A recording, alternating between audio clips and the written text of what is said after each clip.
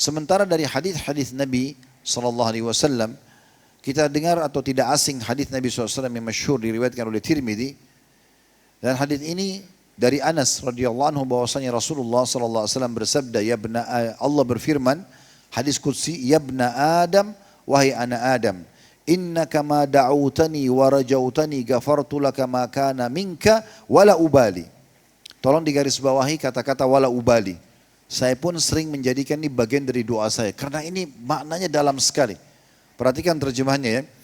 Allah berfirman, wahai anak Adam. Semuanya dipanggil oleh Allah SWT. Sesungguhnya selama engkau berdoa kepadaku dan mengharap kepadaku, aku akan mengampuni yang ada pada dirimu dan aku tidak peduli sebesar apa dosa itu. Ini makna wala ubali. Saya tidak peduli. Orang setuju, orang enggak setuju, enggak penting. Allah Azza wa Jal tidak peduli.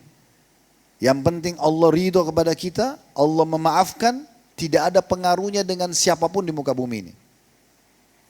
Lalu dikatakan, ya ibna Adam, lau balagat dhunubuka ananas sama, thumma astaghfartani, ghafartu laka. Wahai anak Adam, ketahuilah, kalau dosa-dosamu, pelanggaranmu memenuhi langit ini. Sekarang tidak ada manusia yang bisa memegang langit karena jauh jaraknya. Tapi kalau dosa kita sepenuh itu pun, kata Allah, wahai anak Adam, kalau dosamu mencapai langit, kemudian engkau beristighfar kepadaku, aku akan maafkan.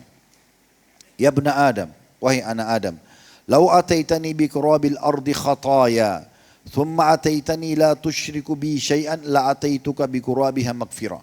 Wahai anak Adam, kalau engkau datang kepadaku nanti pada hari kiamat, dalam kondisi penuh dengan dosa-dosa, namun engkau datang tidak berbuat syirik kepadaku sedikit pun, maka aku akan mendatangkan juga sebanyak itu pengampunan. Jadi kata-kata wala ubali ini luar biasa. Jadi kalau anda berdoa misalnya, ya Allah sembuhkan penyakitku tanpa engkau peduli ya Allah. Ya. Ishfini wala tubali misalnya. Ini maknanya dalam sekali. Ya Allah sembuhkan aku tanpa harus engkau peduli ya Allah. Maksudnya ini adalah sesuatu yang ringan, kecil buat engkau ya Allah. Maka tidak perlu aku ke dokter pun, tidak perlu aku minum obat pun, kalau engkau mau engkau bisa sembuhkan. Berikan aku rezeki, wala tubali. Berikan aku rezeki dan tidak usah peduli ya Allah. Berikan saja sebanyak mungkin. Karena Allah mengatakan, saya maafkan dosa-dosamu dan saya tidak peduli berapapun dosa itu. Begitu juga dalam sabda Nabi SAW riwayat Abu Daud, man aktsara istighfara ja'alallahu lahu min kulli diqin makhraja. Siapa yang perbanyak istighfar, lisannya selalu ngucapin, tidak pernah berhenti. Astagfirullah, astagfirullah terus. Ya dengan berbagai macam lafadznya, bisa astagfirullah wa atubu ilaih, bisa sayyid istighfar Allah man rabbi la ilaha illa anta khalaqtani sampai akhir. Intinya dia memperbanyak, karena di sini katakan man aktsara, tidak pernah berhenti dia mengucapkannya. Maka Allah akan jadikan dari setiap kesempitan hidup kelapangan. Wa min kulli hammin faraja, dan dari setiap kesedihan ya pasti akan ada jalan keluar. Wa razaqahu min haitsu la yahtasib. Allah akan berikan dia dari tempat tidak disangka-sangka. Tentu saudaraku seiman, tolong difahami poin penting ya. Bukan berarti pada saat kita mengatakan oh Allah itu kan Maha Pengampun, lalu kita bergantung pada sifat ini saja. Kita lupakan ada sifat Allah yang lain adalah syadidul iqab. Allah itu ghafurur rahim dan syadidul iqab. Allah itu memang Maha Pengampun dan Maha Pengasih, tapi Allah juga keras siksaannya. Kata ulama apa? Ghafurur rahim bagi orang yang beriman dan mau kembali kepadanya. Tapi kalau ada orang menganggap remeh, enggak apa-apa saya buat dosa ini, toh juga Allah Maha Pengampun, ini enggak tepat. Dia berada di Allah syadidul iqab. Allah akan hukum dia karena Allah berat hukumannya. Ghafurur Rahim ini hanya berlaku bagi orang yang beriman dan orang-orang yang mau kembali kepada Allah dengan tulus. Ya. Dan tentu saja kalau anda mengatakan kalau begitu Allah Maha Pengampun Ustaz, maka saya nggak apa-apa buat dosa. Yang penting saya bertobat. Jawabannya benar.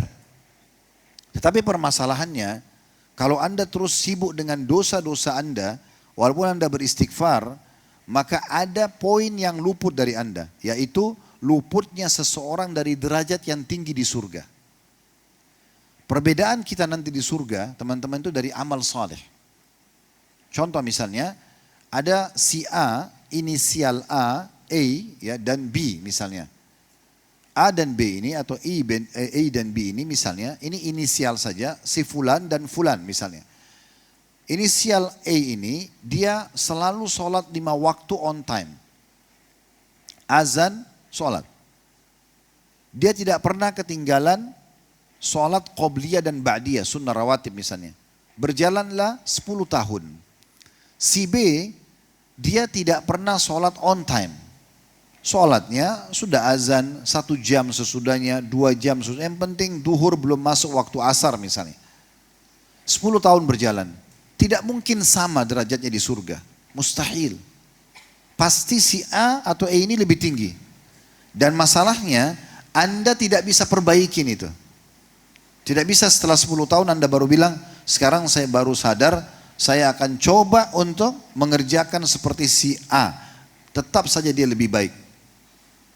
Oleh karena itu amal soleh didahulukan daripada dosa. Walaupun dosa bisa dimaafkan. Tapi kita lebih mendahulukan amal soleh daripada dosa. Cuman kalau ada dosa, Allah Azza wa Jalla memudahkan kita untuk bisa kembali kepadanya. Karena kalau tanpa istighfar dan taubat Allah kasih, ini seperti tiket VIP ya. Kalau ini tidak dikasih, semua dosa kita harus dihukum dan masuk ke neraka dulu. Tidak ada taubat, tidak ada istighfar, maka tidak ada yang selamat. Siapa di antara kita yang akan selamat? Tapi karena Allah kasih ini harus kita jaga baik-baik. Ini seperti sebuah harta benda, harta yang sangat mahal, yang harus dipakai pada saat darurat. Bukan diobral. Orang Indonesia mengatakan obral. Semua boleh. Gak apa-apa lakukan, tuh Allah Ghafurur Rahim. Ini keliru. Semoga bisa sampai pesannya.